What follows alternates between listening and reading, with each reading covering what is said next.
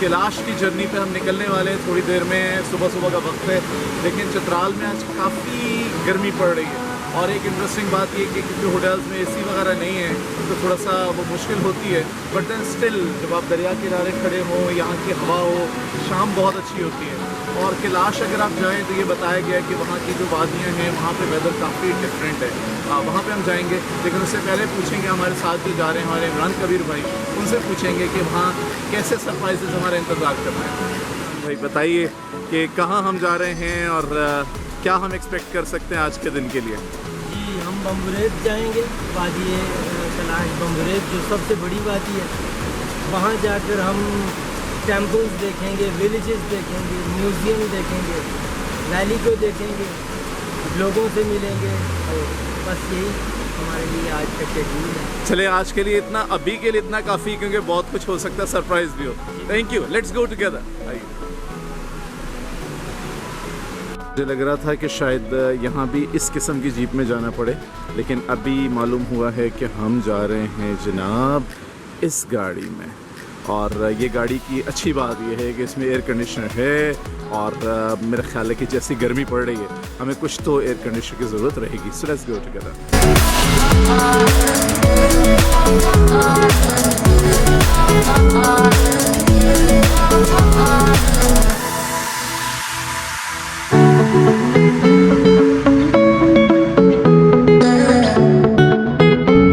चित्राल के बाज़ार से गुज़रने के बाद अब हम पहुंच चुके हैं इस कस्बे में जिसका नाम है बरोज़। छोटा सा कस्बा है और यहाँ की ख़ास बात यही है कि यहाँ की जो MNA हैं उनका ताल्लुक़ इसी कस्बे से है, बरोज़। और ये छोटे छोटे पावर हाउसेस हैं जहाँ से ये ख़ुद बिजली जनरेट करते हैं। एक छोटा सा पावर हाउस है, अयून का जो कस्बा है यहाँ को बिजली प्रोवाइड करने के लिए। खूबसूरत सा मंजर है। तो ये अभी ब्रिज आया है और यहाँ से हम राइट पे जाएंगे तो यहाँ पे रंबूर वैली है, और अगर हम लेफ़्ट पे जाएंगे तो हम बम्बुरेत की तरफ जाएंगे जहाँ पे अभी हम जाने वाले हैं। सो यहाँ पे आपकी एंट्री होती है और यहाँ पे यू गेट परमिशन। एक वो आपको यहाँ पे एक परमिट कार्ड मिलता है और बिल्कुल उसी तरह से कि जैसे आप किसी दूसरी स्टेट में जाते हैं और आपको एक पासपोर्ट ऑन अराइवल आपको वीज़ा दिया जाता है। So it's kind of on arrival visa, और हम यहाँ पे एंट्री करवा रहे हैं। And a beautiful place, people are really हमें बहुत ज़्यादा ताउन करने वाले लोग हैं, और अभी तक जितने लोग हमें मिले हैं दे आर अमेजिंग। रोड ख़राब है, लेकिन लगता है ऐसा है कि आगे जाके जहाँ हम जाके ब्यूटीफुल वैलीज़ देखेंगे तो सारी थकन, उस रोड की सारी ख़राबी, वो सब हमने भूल जाती हैं। सो लेट्स गो फर्दर। सो ये है जी रंबूर, राइट पे है 8 किलोमीटर, और बम्बुरेत जो है 12 किलोमीटर लेफ्ट पे। So let's go to Bumburet.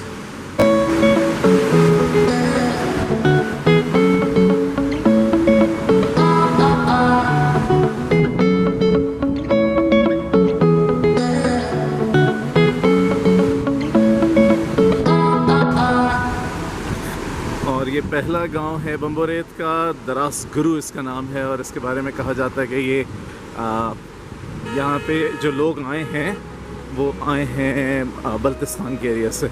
और आगे चलते हैं, आगे के गांव देखते हैं कि वहाँ पे क्या क्या हमारा इंतज़ार कर रहा है। सो अब हम उतर आए हैं यहाँ, और ये क्या है जनाब, ये यहाँ का कैलाश वैली का बम्बुरेत का अजायब घर है। और यहाँ चलते हैं, अंदर देखते हैं कि कैसा अजायब घर है ये। जी इमरान साहब बताइए कुछ इसके बारे में। रैम जो है वो हमारी कुर्बानी का बड़ा ख़ास वो है। हम जो अपनी कुर्बानी की हमारी ईद होती है उसमें रैम के बारे में गाते हैं कि जी वो हमारी कुर्बानी का बढ़ रहा है, और हमारी खुशहाली का और हमारी आबादकारी का जो है। तो रैम हेड जो है वो एम्बलम है, और हर टेम्पल के बाहर रैम हेड लगा होता है। वो बताता है कि जी ये बिल्डिंग जो है इसकी क्या अहमियत है। ये म्यूजियम में हम इस वक्त देख रहे हैं, और ट्रेडिशनल ड्रेसेस हमें नज़र आ रहे हैं। ये जो ड्रेस हम देख रहे हैं यहाँ पे, ये मर्दों का ट्रेडिशनल ड्रेस है, और ख़ास तौर पे इसके अगर आप सर का जो पहनने का लिबास देखें तो it's very much similar to what we see in Arabia. वहाँ पे जो जिस तरह से सर पे बांधी जाती है और उसके साथ एक डोर होती है, it's similar to that. And once we come to this side, ये वो लड़कियों के, ख़वातीन के पहनने के जो ट्रेडिशनल ड्रेसेस हैं, ये वो चादर लेती हैं और वो हेड गियर वगैरह नज़र आ रहा है। और यहाँ ये बच्चों में भी वही ट्रेडिशनल ड्रेसेस दिखाए गए। But let me show you another thing that's very important here. ये वाली जो चादर है, ये जो नज़र आ रही है हमें ख़ास तौर पे, ये वो ट्रेडिशनल चादर है जो मजहबी तकरीबात के मौके पे पहनी जाती है, जिससे ये लाइंस हमें नज़र आ रही हैं सामने। ये वो ट्रेडिशनल चादर है जो मजहबी तकरीबात में पहनी जाती है। So there is a difference between the two, मजहबी तकरीबात के लिए वो और जो वैसे जो ट्रेडिशनल चादरें हैं वो ये पार्ट जो है हम यहाँ पहुँचे हैं और ये वुडन जो हमें स्टैचूज़ नज़र आ रहे हैं, ये हमें बताया गया कि मेमोरियल स्टैचूज़ हैं। लोग अपने मर जाने वाले, रुखसत हो जाने वाले लोग जो हैं, अपने जो प्यारे हैं उनकी याद में ये बनाते हैं। So it's not very old tradition. 1897 से पहले इस तरह के स्टैचूज़ नहीं बनाए जाते थे, लेकिन उसके बाद से लोगों ने बनाना शुरू किए। एंड इट रिमाइंड्स मी, यहाँ पे कुछ और हैं, ये देखिए स्टैचू आपको और नज़र आते हैं। इट रिमाइंड्स अस के जिस अंदाज में हम तस्वीरें रखते हैं अपने बुज़ुर्गों की महफूज किया, जैसे इजिप्शियन उसमें ममीज़ बना के उन्हें महफूज किया जाता था। सो यहाँ पे ये जो वुडन स्टैचूज़ हैं ये उसी तरह से महफूज किए गए हैं।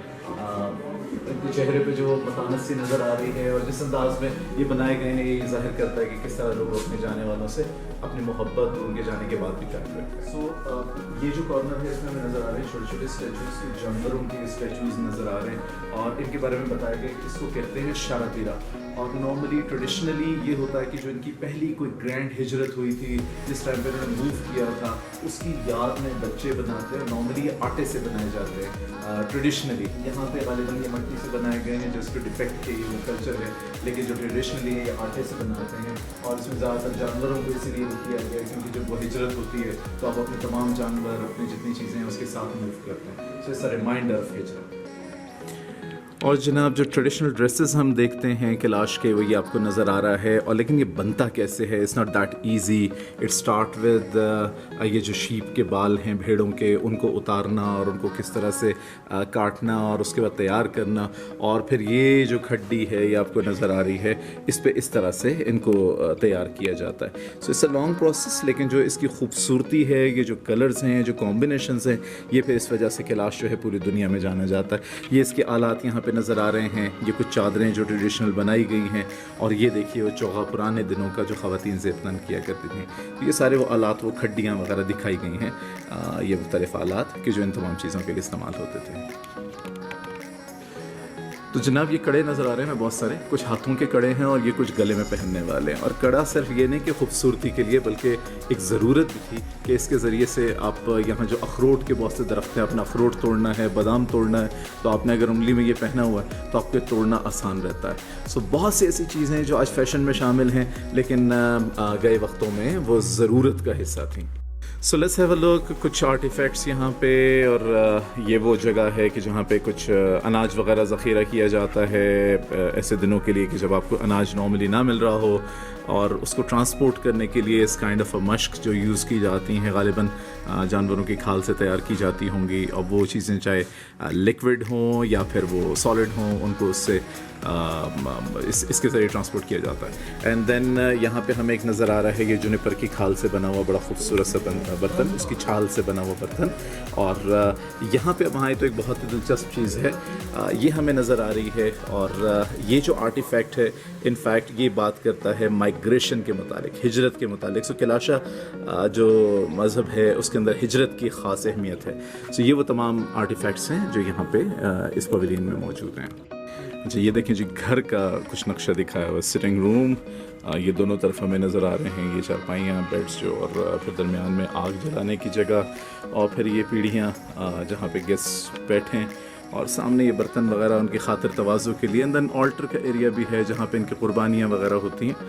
So it's a beautiful depiction of Kailash home, जो ट्रेडिशनल होम्स होते हैं।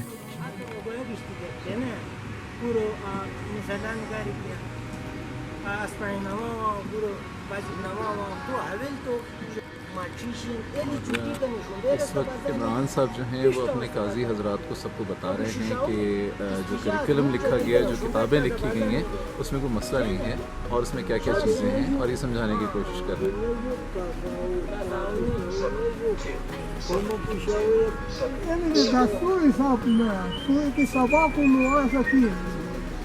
Allah sudaya kan çeli ne pe ote ne joni ne tasi ke se ne mai da ke bhai aaj isko lo kan sana pyar manne नहीं किया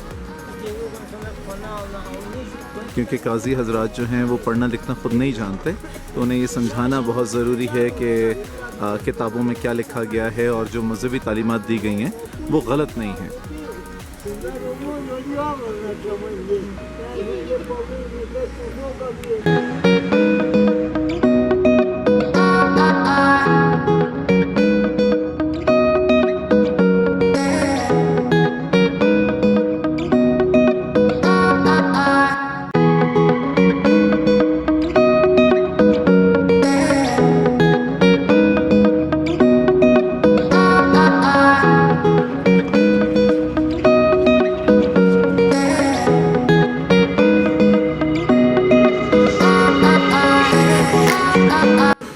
सो here we are, ये जो कब्रिस्तान है इनका क्या है ये मरजाओ दूर कब्रिस्तान, और इनकी बड़ी मुख्तलिफ़ किस्म की रसूमात होती हैं। और अब जाते हैं देखते हैं कि कब्रिस्तान किस तरह का है। Let's go. So here we are going, और ये बहुत सारे तख्ते हमें नज़र आ रहे हैं। ये ज़मीन के अंदर थे, कभी सैलाब के बायस ये ज़मीन से निकाल दिए हैं पानी ने। और ये बताया गया कि नॉर्मली कब्रों की ओरिएंटेशन एक जैसी होती है, सर मशरिक़ की तरफ और पाँव मगरिब की तरफ किया जाता है। सो हम खड़े हैं कलाशा कब्रिस्तान में। बहुत सी कहानियाँ इस बारे में मशहूर हैं, लेकिन हमने ये देखा कि अपने मुर्दों को ये ताबूत के अंदर डाल के और उसको ज़मीन में रखते। और ये बताया गया कि यहाँ पे सैलाब आया और सैलाब के बायस हम देख सकते हैं कि ये ताबूत जो है ज़मीन से बाहर आ गए हैं। ओरिएंटेशन एक जैसी नज़र आ रही है, ये कि मशरिक़ की जानिब उनके पाँव और मगरिब की जानिब उनका सर है, सो वो एक जैसे हैं। और यहाँ बताया गया कि कोई इटालियन थे और उनकी यहाँ पे ये कब्र थी। उसके अलावा बहुत सारी ये क़ब्रें, ये निशानियाँ हैं, ये हमें याद दिला रही हैं। यहाँ पे हड्डियाँ भी हमें नज़र आ रही हैं कब्रों के अंदर, और ये सब क्या हमें बताती हैं कि ये दुनिया जो है बहरहाल आर्जी है और आर्जी क़यामगाह है, और यहाँ से हम सब ने चले जाना है, और जो कुछ हम करें सो उसको मद्देनज़र रखते हुए करें। सो लेट्स मूव फॉरवर्ड, आगे चलते हैं, देखते हैं। And a beautiful bridge here, ये एक सस्पेंशन ब्रिज, इससे गुजरते हुए हम आगे चलते जा रहे हैं और एक गांव की जानिब जा रहे हैं। आइए देखते हैं आगे क्या है।